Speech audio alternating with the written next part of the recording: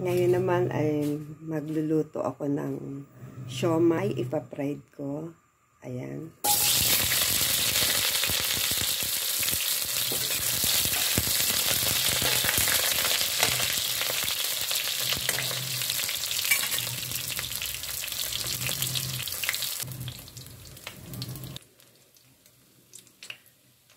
Ayan na, luto na ang ating siomai, fried siomai. Ngayon naman, mag-fry tayo ng egg para ipapartner natin sa fried siomai.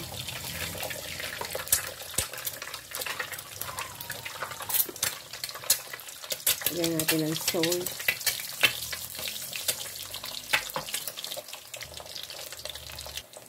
Luto na ang ating egg at saka siomai.